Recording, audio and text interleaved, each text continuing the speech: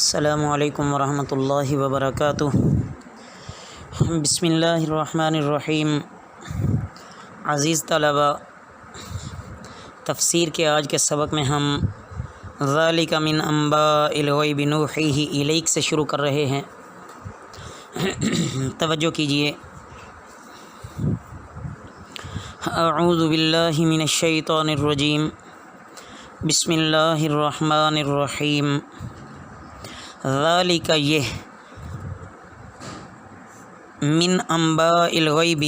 غیب کی خبروں سے، نوحی ہی ہم وہ وحی کرتے ہیں، الیک تمہاری طرف، وما کنت لدیہم اور تم نہ تھے ان کے پاس، اذ اجمعوا جب انہوں نے جمع کیا، امرہم اپنا کام، وہم یمکرون اور وہ چال چل رہے تھے، وما اکثر الناس اور نہیں اکثر لوگ، ولو حرستا اگرچہ تم چاہو، بمؤمنین ایمان لانے والے، وما تسألہم اور تم نہیں مانگتے ان سے، علیہ اس پر، من اجر کوئی اجر، ان ہوا الا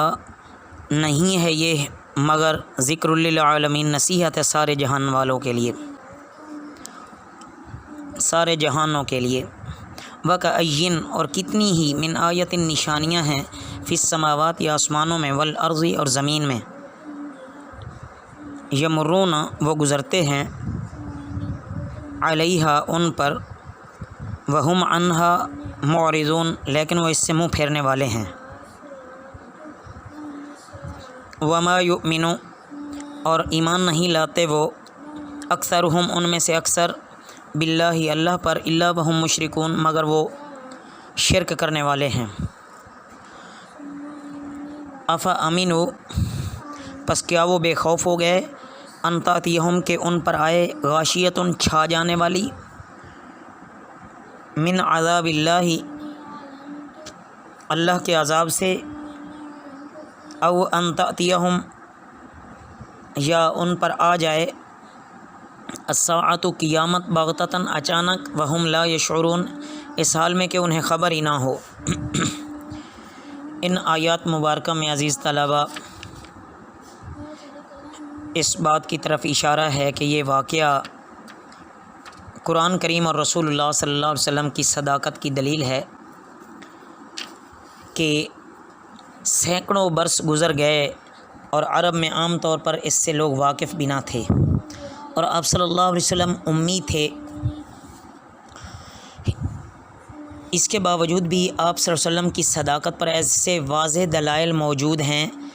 کہ اس کے باوجود بھی جو ایمان لانے والے نہیں ہیں تو وہ کسی طرح بھی ایمان لانے والے نہیں ہیں۔ آپ صلی اللہ علیہ وسلم کو اس کے بعد تسلی دی جا رہی ہے کہ یہ جو منکرین ہیں اگر یہ ایمان نہیں لاتے تو اس سے آپ کا کوئی نقصان نہیں ہوتا۔ یہ ان کی انتہائی حماقت ہے، ان کو تو یہ چاہیے تھا کہ یہ عبرت پکڑتے اور نجات حاصل کرتے، لیکن یہ اس کے برعکس مزید ہٹ دھرم ہو گئے۔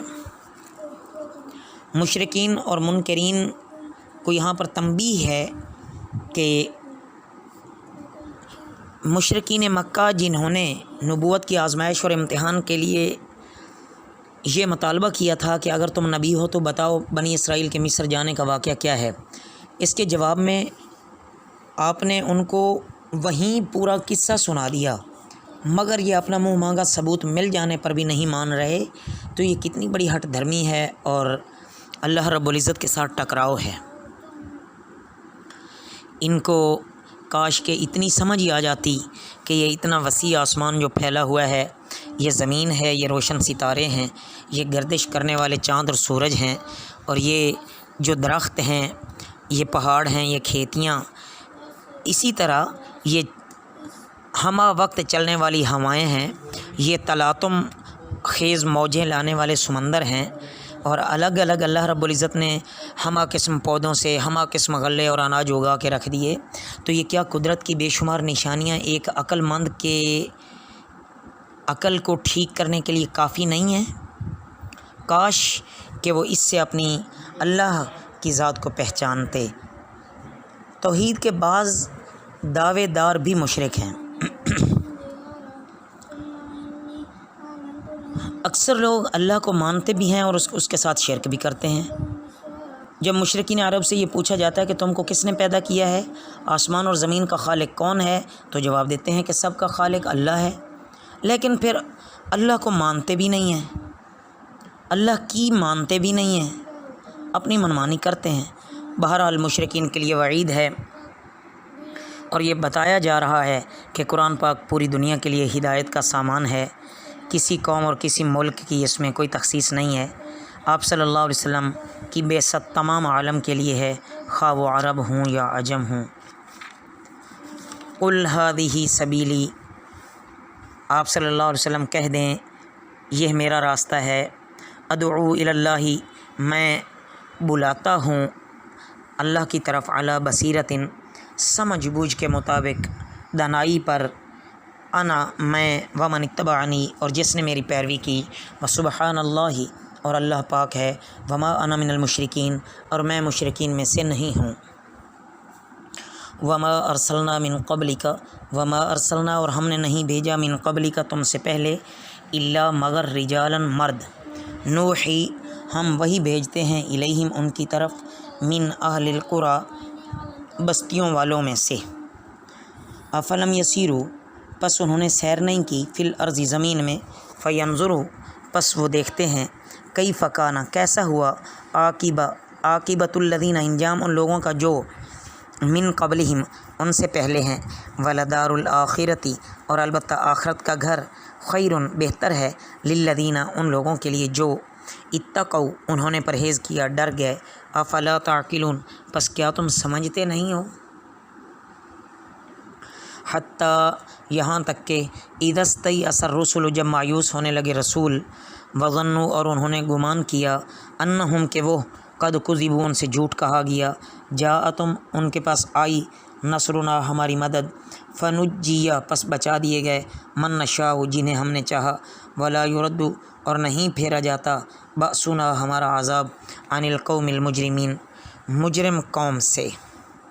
لقد کان البتہ ہے، فی قصصہم ان کے قصے میں، عبرۃ النصیحت، لأولی الالباب عقل مندوں کے لیے، ما کانا نہیں ہے، حدیثاً بات، یفترا بنائی ہوئی، ولیکن اور لیکن، تصدیق الذی تصدیق ہے وہ جو، بین یدیہ اس سے پہلے، وتفصیل اور تفصیل، کل شیء ہر بات کی، وہدن اور ہدایت، ورحمتاً اور رحمت، لقوم یؤمنون لوگوں کے لیے ہے جو ایمان لاتے ہیں۔ عزیز طلبہ، حضور صلی اللہ علیہ وسلم کی دعوت کی وضاحت یہاں پر بیان فرمائی گئی ہے کہ جو پیارے حبیب صلی اللہ علیہ وسلم کو مانتے ہیں ان کے لیے بھی وہی طریقہ ہے جو حضرت محمد صلی اللہ علیہ وسلم کا ہے، کہ آپ صلی اللہ علیہ وسلم حجت، دلیل، بصیرت کی روشنی میں چل رہے ہیں۔ ہماری یہ راہ زندگی اور دعوت و توحید، ایمان بلا سوچے سمجھے اندھا دھند نہیں ہے، بلکہ خوب سوچ کر دلائل کی روشنی میں ہم نے اس کو اختیار کیا، اور بصیرت کے ساتھ ہی دوسروں کو اس راہ پر چلنے کے لیے دعوت دیتے ہیں۔ کافروں کے ایک شبے کا جواب کہ آدمی آدمی ہوتا ہے، خدا خدا ہوتا ہے، حضور صلی اللہ علیہ وسلم کی رسالت پر کافروں کو شبہ تھا، اور کہتے تھے کہ اللہ کا پیغمبر کوئی انسان ہو، یہ کیسے ہو سکتا ہے؟ اللہ تعالیٰ کی طرف سے اس کا یہ جواب دیا کہ اس سے پہلے بھی اللہ تعالیٰ نے آدمیوں ہی کو تو پیغمبر بنا کے بھیجا تھا، نہ کہ اس وقت کوئی فرشتے آتے تھے اور اب یہ انسان آیا ہے، ایسا ہرگز نہیں ہے۔ بس یہ ہٹ دھرم لوگ تھے، جب ان سے کوئی بات نہ بن پاتی تو اپنے انہی غلط خیالات کو ہی دہرانے لگ جاتے۔ اس کے بعد اللہ رب العزت نے آخری آیات میں بتلایا کہ نبیوں کے واقعات، ایمان لانے والوں کی نجات، کافروں کی ہلاکت کے قصے، یہ عقل مندوں کے لیے بڑی عبرت اور نصیحت والے ہیں۔ اس سے عقل مندوں کو سبق حاصل کر لینا چاہیے کہ کفر اور بد اعمالی کا نتیجہ برا، اور ایمان اور عمل صالح کا نتیجہ بہت اچھا ہوتا ہے۔ قرآن پر ہی عمل پیرا ہو کر پیارے حبیب صلی اللہ علیہ وسلم کی بتائی ہوئی تمام تعلیمات پر عمل کرنے سے ہی دونوں جہانوں کی زندگیاں سدھر جاتی ہیں۔ اللہ رب العزت ہمیں اس پر صحیح عمل کرنے کی توفیق عطا فرمائے، اور ہمیں اتباع دین، اتباع قرآن، اتباع نبی صلی اللہ علیہ وسلم عطا فرمائے۔ وما علینا الا البلاغ المبین۔